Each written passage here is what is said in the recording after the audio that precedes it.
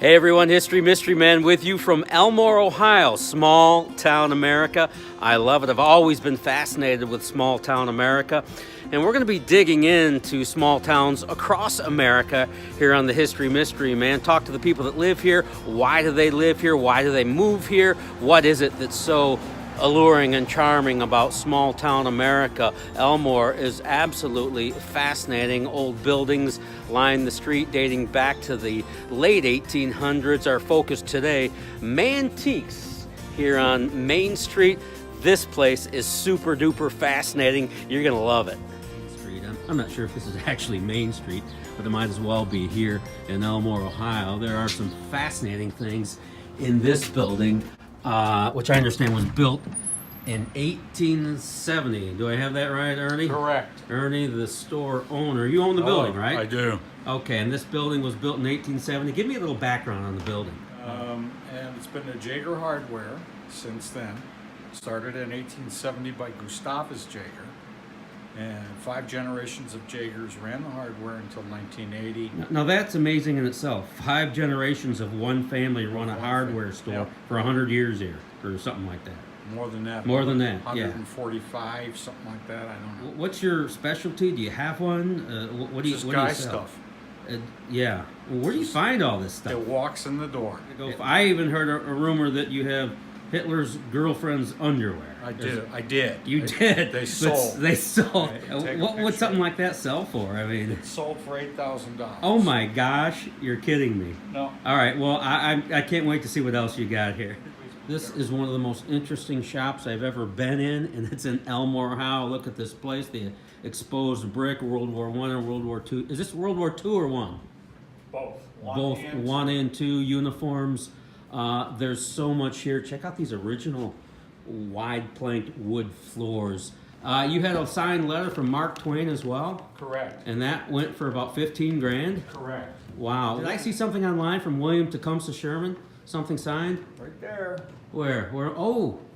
Ooh. I know someone, a Civil War fangirl, would be really interested in that. She loves William Tecumseh Sherman, who was an Ohioan. A check made out to William Tecumseh Sherman? From From Look at the bottom on the right-hand side, you'll see a signature. Got And you it, can got it. compare it with the one a little further up under his picture.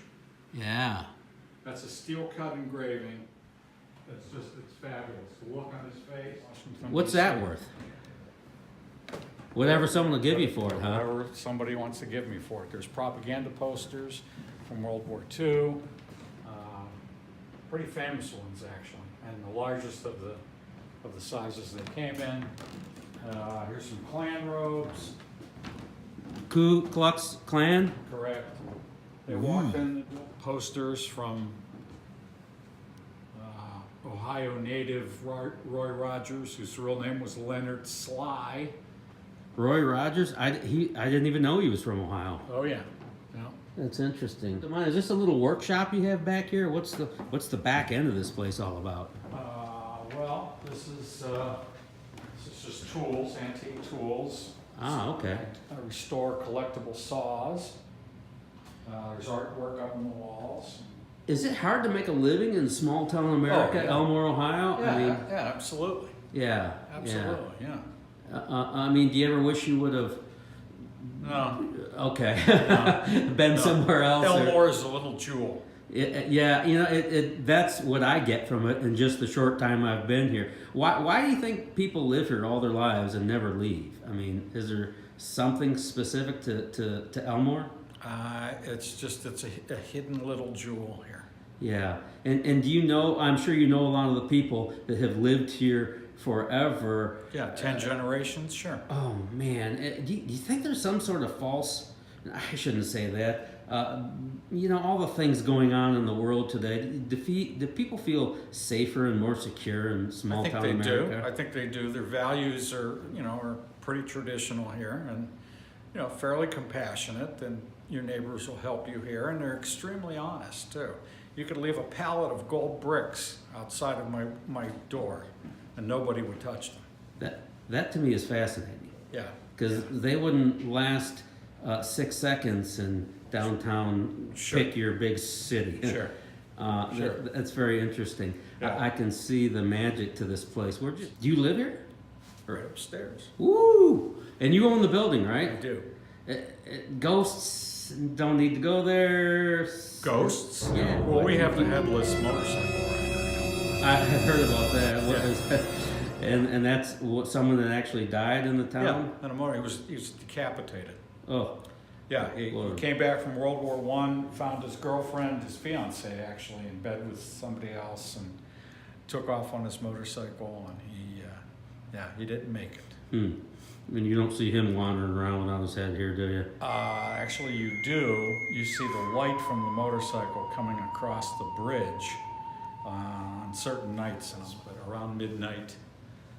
It's pretty documented. It's the headless motorcycle rider of Elmore, Ohio. Look it up. Google that, Emily. This is the alley where he died in Chicago. Okay, so we're talking about John Dillinger, Yeah, the bank. the outlaw, or Yeah. whatever he was, gangster, or whatever he was. Gotcha. And then this Very is cool. the alley where he died in Chicago. Where did he die? The Biograph Theater in Chicago.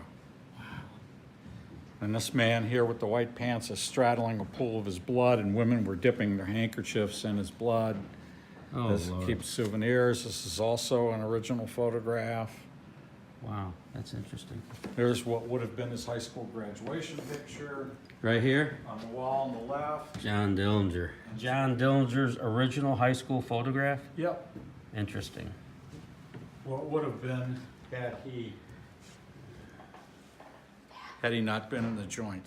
This is a really cool, beautiful old building. I absolutely love it. And That's a Thompson submachine gun So like, in a is violin case.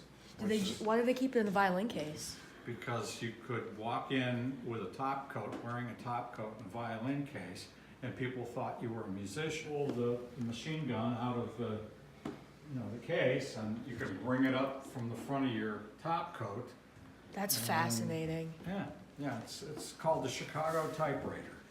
That's so what's this? What'd you call this? Your Smut.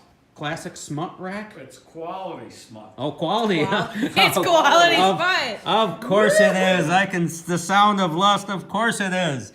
So we saw the autograph of William Tecumseh Sherman, and now you've got one of, who am I looking at? Woodrow Wilson. Ooh, Woodrow Wilson, 1914. the president during World War I. And J. Edgar Hoover. I just saw a special on him on PBS, my favorite channel. That's very cool. What do you want for J. Edgar Hoover? I think it's $125. This Really? is $500.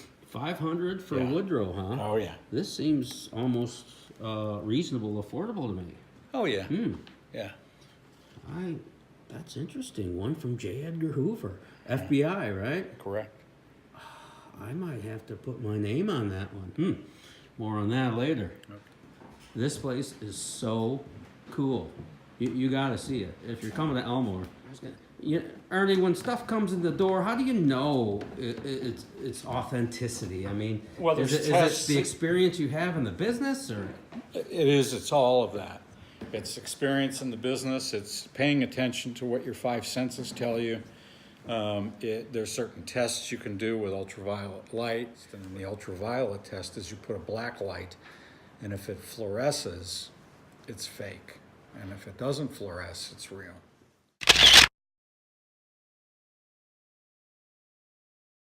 What do you think of this place, Emily? It's awesome. I thought you might like it. Heck yeah. Check out the unopened cigarette packs.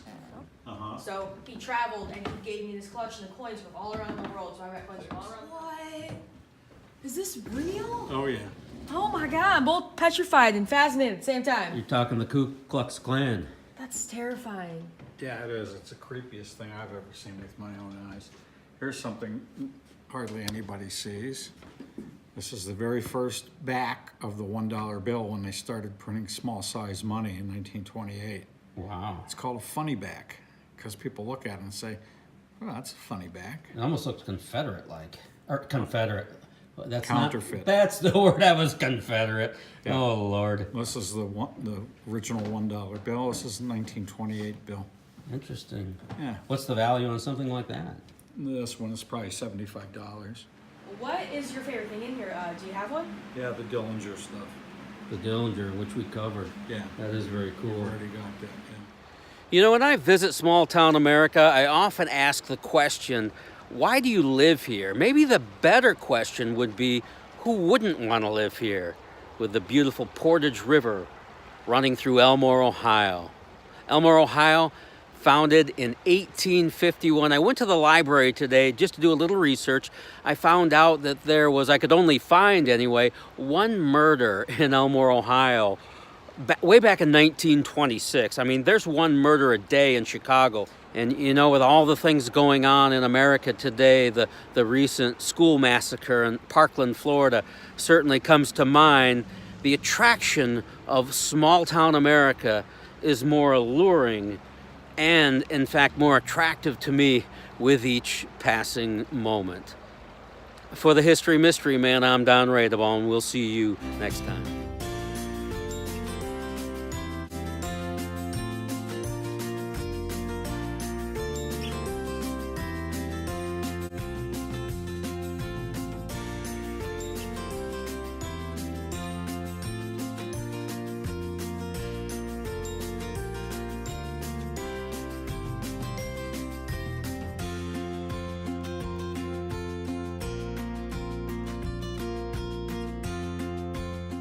Hey, you didn't think I was leaving without J. Edgar Hoover, did you? Not a chance. How about that, huh? So cool. So affordable, too. I might even go back for William Tecumseh Sherman. Who knows, maybe even Woodrow Wilson. I've been looking at this stuff a long time. His prices at Mantiques are really, really fair and affordable. Really, really cool. Either way, I'm going back to Elmore, Ohio. What a cool place. Say goodnight, Lincoln.